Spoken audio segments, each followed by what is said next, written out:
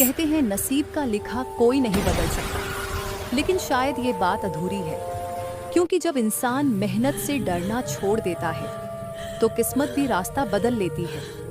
ये कहानी है उसी मोड़ की जहां ठंडी हवाओं के बीच एक औरत ने अपने हौसलों से आग जला दी।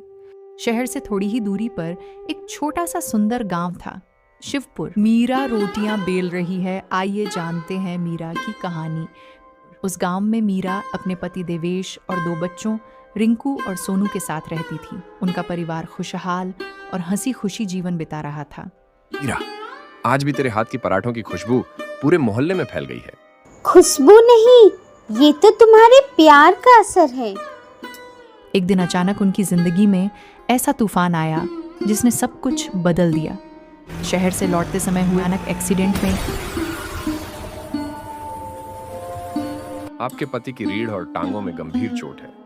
अब वो पहले की तरह चल नहीं पाएंगे। देवेश एक ही पल में विकलांग हो गया। जो आदमी कल तक मेहनत करता था, आज बिस्तर तक सीमित हो गया। घर की सारी जिम्मेदारी मीरा के कंधों पर आ गिरी। मीरा टूटकर बोली, हे भगवान, अब मैं क्या करूंगी? बच्चों को कैसे पालूंगी? लेकिन मीरा ने रोना नहीं चुना। उसने हिम्मत चुनी। ठंड की परवाह किए बिना उसने गांव के चौराहे पर एक छोटी सी चाय की दुकान लगा ली। सुबह सुबह कड़ाके की ठंड हाथ जम जाते थे, लेकिन मीरा का हौसला नहीं। धीरे धीरे लोग रुकने लगे। कोई हाथ सेंकता तो कोई भाप उठती चाय से सुकून ढूंढता। मीरा, तेरी चाय में कुछ अलग बात है। हाँ, बिल्कुल परफेक्ट बनी है। जी शुक्रिया चाचा, अभी गरम गरम पीजिए। लेकिन 2 जिम्मेदारियां आसान नहीं थीं, घर भी और दुकान भी। कई रातें ऐसी होती जब मीरा थककर वहीं बैठ जाती। एक दिन कमला दीदी बोली, मीरा बहन, आज बहुत थकी लग रही हो। हाँ कमला दीदी, वो दूध कल देर रात तक उबाली थी ना, इसीलिए। अपना भी ध्यान रखा कर। हाँ हाँ दीदी, बस ये चाय बिक जाए, उसके बाद मैं घर चली जाऊँ। लेकिन किस्मत ने फिर इम्तिहान लिया। तेज ठंड में मीरा बीमार पड़ गई। 3 दिन दुकान बंद रही।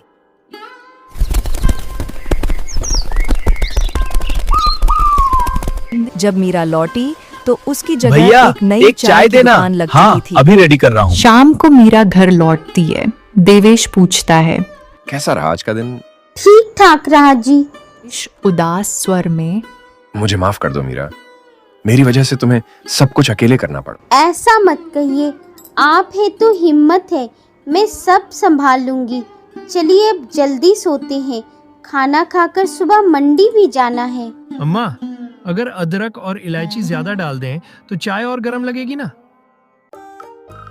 मीरा ठिठक गई। अगले दिन कड़ाके की ठंड में मीरा की दुकान से उठती चाय की खुशबू पूरे चौराहे में फैल गई। लोग रुके, कप लिया और फिर रुकते ही चले गए। वाह, ऐसी चाय तो शहर में भी नहीं मिलती। धीरे धीरे मीरा की चाय की दुकान शिवपुर की पहचान बन गई। ठंड में वो दुकान सिर्फ चाय नहीं बेचती थी, वो सुकून बेचती थी। कुछ ही हफ्तों में हालात बदल गए। आमदनी बढ़ी, घर में फिर हंसी लौटी। कोई काम छोटा या बड़ा नहीं होता, छोटा होता है सिर्फ सोच का दायरा। अगर इंसान मेहनत से शर्माए नहीं तो हालात भी सिर झुका देते हैं। जिंदगी में गिरना मजबूरी हो सकती है, लेकिन उठकर कुछ करना वो चुनाव होता है। और जो मेहनत को इज्जत दे, उसके लिए भगवान कभी ठंडा नहीं पड़ता।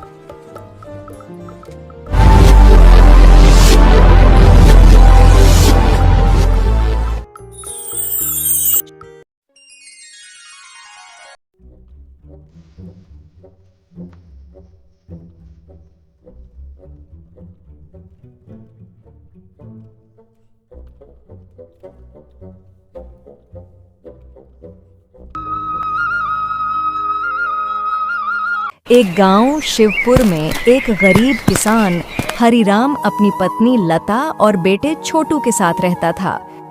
हरिराम दिन रात मेहनत करता था कि उसका परिवार भूखा न रहे और छोटू की पढ़ाई जारी रह सके, लेकिन गरीबी की जंजीरों में जकड़ा यह परिवार हर रोज नई मुश्किलों का सामना करता।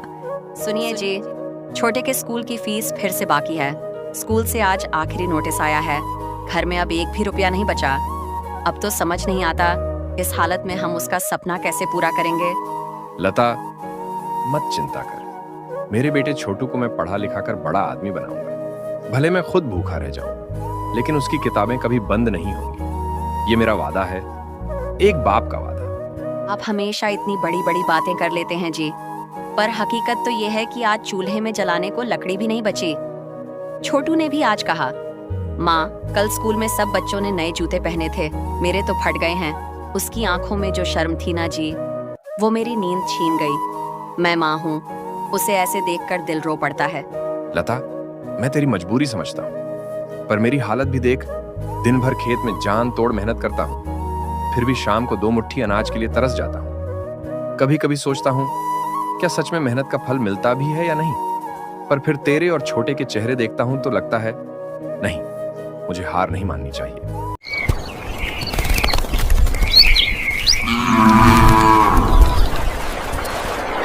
हरिराम और लता के पास एक पुरानी गाय थी जिससे उन्हें थोड़ा दूध मिलता था, लेकिन वह दूध भी काफी नहीं था।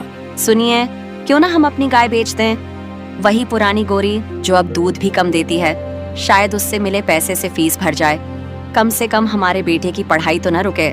नहीं लता, वो गाय सिर्फ जानवर नहीं है, वो हमारे परिवार की सदस्य है। उसने हमारे बुरे दिनों में हमें संभाला है। मैं कोई और रास्ता निकालूंगा, चाहे खुद टूट जाऊं। अरे भाभी, गाय मत बेचो। कल ही मैंने देखा, वो मुझे देखकर हंस रही थी। कहीं मुझे देखकर वो भी भाग न जाए। भोला, तुम जाओ यहाँ से। गाय हंसी नहीं थी, वो तुम्हें देखकर डर गई थी। अरे भाभी, सच में बता रहा हूँ, मैं इतना भी डरावना लग रहा हूँ क्या? गांव के बच्चे तो मुझे देखते ही चिल्लाते हैं, आ गया भूत काका, भागो। और एक दिन तो हद ही हो गई। कल मैं नहाकर, तेल वेल लगाकर, नई धोती पहनकर थोड़ा स्टाइल मारने निकला था। गांव की बकरी ने मुझे देखते ही मैं करके ऐसी दहाड़ मारी कि मैं खुद डर गया। अरे मैं तो इंसान हूं, पर गांव वाले मेरे पीछे ऐसे भागते हैं जैसे मैं रात को उनके सपनों में आकर उनका बिस्कुट चुरा लेता हूं। और ये बच्चों की बात मत पूछो। एक दिन 3 बच्चे आए, बोले, भोला काका, आप असली भूत हो या नकली? मैं बोला, अरे पगलो, मैं तो सच्चा बोला हूं। तो एक बच्चा बोला, फिर आपकी शक्ल क्यों ऐसे है जैसे भूतनी ने फोटोशॉप करके आपको भेज दिया हो? भाभी, अब आप ही बताओ, मैं इंसान हूं या चलती फिरती हॉरर फिल्म? गांव वाले मुझे देखकर डरते हैं और मैं गांव वालों को देखकर अपनी किस्मत पर रोता हूं। कुछ देर सब भोला की बातों से ऐसे ही हंसी आ जाती है। आसमान में काले बादल, बिजली की गड़गड़ाहट, खेतों में हरे पौधे हवा में झूल रहे हैं। अचानक तेज बारिश शुरू होती है। तेज बारिश, खेतों में कीचड़ और हरिराम की फसल बर्बाद।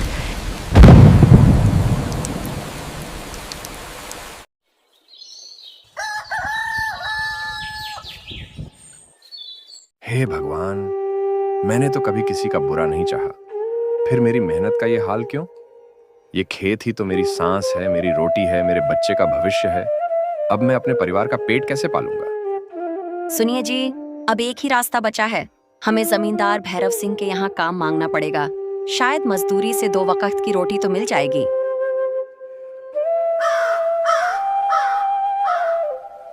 भैरव सिंह का बड़ा हवेली नुमा घर। हरिराम संकोच करते हुए वहां आता है। मालिक, मुझे कुछ पैसे उधार चाहिए, छोटू की फीस और घर के राशन के लिए। ठीक है, पर उसके बदले में तुम्हें अपनी जमीन का आधा हिस्सा मेरे नाम करना होगा। देखो, सौदा है, लेना है तो लो, वरना चले जाओ। हरिराम कागज पर अंगूठा लगाता है और उसके आंसू गिरते हैं।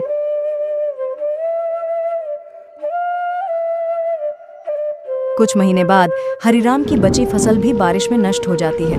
अब क्या करूं? सब कुछ तो चला गया।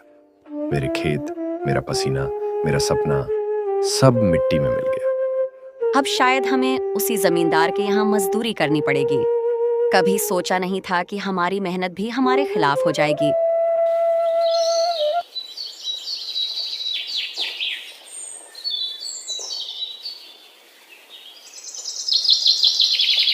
कुछ दिनों बाद गांव में एक नया सेठ गोविंदलाल का आगमन होता है।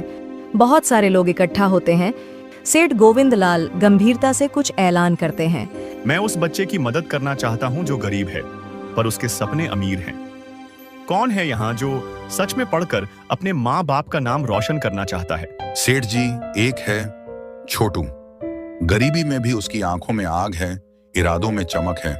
बस पैसों की कमी ने उसके रास्ते रोक रखी है। तो अब से उसके रास्ते में कोई रुकावट नहीं होगी। मैं छोटू की पूरी पढ़ाई का खर्च उठाऊंगा। छोटू दौड़ता हुआ घर आता है, सांस फूली हुई, चेहरे पर मुस्कान और अपने माता पिता को सारी बात बताता है।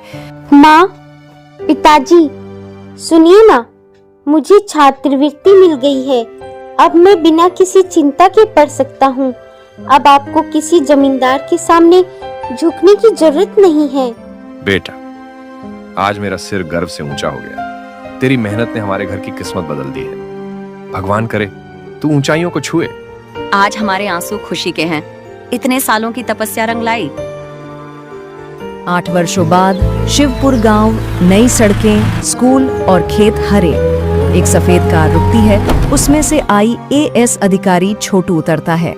देखो, छोटू बाबू लौट आए। अब तो हमारा गांव बदल जाएगा। अब कोई गरीब भूखा नहीं रहेगा, कोई जमींदार किसी किसान की जमीन नहीं छीनेगा। मैं कानून से सबको उनका हक दिलाऊंगा। अरे, मैं तो बस मजाक कर रहा था उस वक्त।